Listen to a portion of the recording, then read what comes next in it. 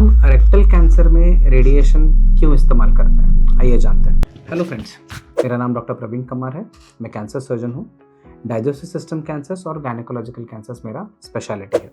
सो दोस्तों, colon cancer और rectal cancer के ऊपर काफ़ी सारा हमने डिस्कशन पहले भी किया है और ये सारे टॉपिक्स को काफ़ी सारे हमारे व्यूअर्स ने सराहा है, बहुत सारे इश्यूज़ रेज़ किए हैं और मुझे ऐसा लगता है कि इन सारे टॉपिक से कई सारे पेशेंट्स के प्रॉब्लम्स सॉल्व हुए हैं, कई सारे सॉल्यूशंस उनको मिले हैं।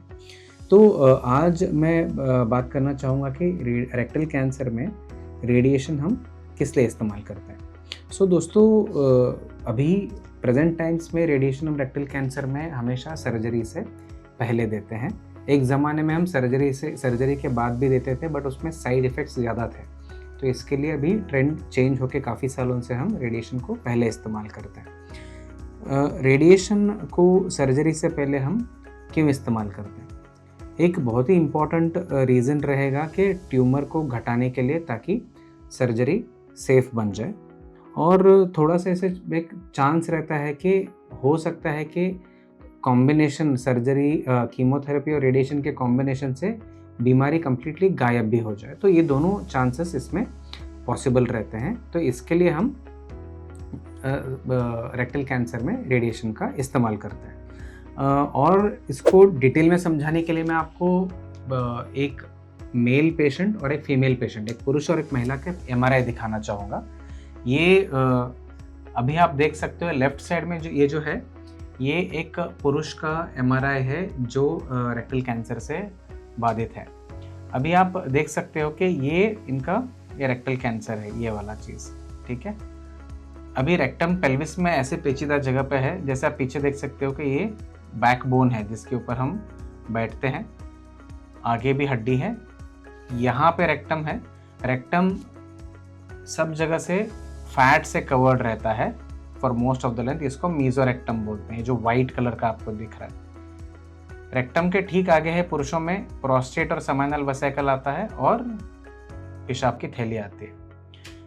तो आप इधर देखिए कि ये जो ट्यूमर जो है प्रोस्टेट के कितने नज़दीक है।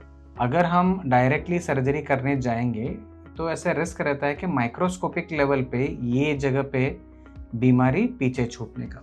ठीक इसी तरह ये फीमेल पेशेंट है। ये फीमेल पेशेंट में अगेन ये बैकबोन है इनका, यहाँ पे ट्यूमर है, ये लो रेक्टल कैंसर है।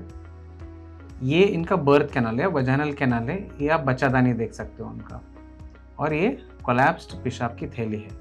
तो आगे भी पीछे भी इम्पोर्टेंट स्ट्रक्चर्स रहते हैं। अगर हम इनको डायरेक्टली सर्जरी करने जाएंगे, या तो है कि हमको ये बच्चादानी पूरा निकालना पड़ेगा, पीछे भी पूरा क्लियर करना पड़ेगा, या ऐसे हो सकता है अगर हम बचाने की कोशिश करें तो यहाँ पे बीमारी माइक्रोस्कोपिक लेवल पे पीछे छूट जाए।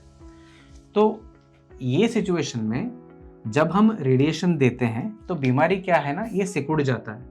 और इसके साथ ही साथ ये जो क्रिटिकल एरियाज हैं जिनको मार्जिन्स बोलते हैं, सर्कमफरेंशियल मार्जिन्स, या ये सब स्टेरलाइज हो जाते हैं और माइक्रोस्कोपिक लेवल पे बीमारी पीछे छूटने का चांस भी कम हो जाता है।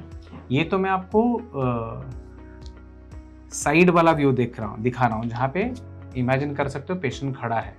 अगर मैं आपको वर्टिकल व्यू, ऐसे एक्सियल व्यू दिखाऊं, तो इसमें मैं ये दिखाना चाहूँगा कि ये पेल्विस के बोन्स हैं और ये जो नर्व सप्लाई होता है पेशाब की थैली को, बच्चेदानी को और रेक्टम को, ये सब ये रेक्टम के इर्द गिर्द से ही जाते हैं। तो इनको भी हमें बचाना पड़ता है। तो जब रेडिएशन करते हैं हम, ये सारा जो सर्कमफरेंस है ये स्टेरलाइज हो जाता है, बीमारी सिकुड़ भी जाता है। इससे क्या है ना, सर्जरी और आसान बनता है और डिजीज़ के ऊपर कंट्रोल बेटर मिलता है।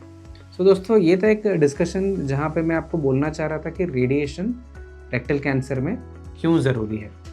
ये टॉपिक के ऊपर आपको और भी सवाल हैं या डाउट है तो हमें डेफिनेटली कमेंट्स में लिख के बताइए। हम इन डाउट्स को क्लियर करने की कोशिश करेंगे। Thank you very much.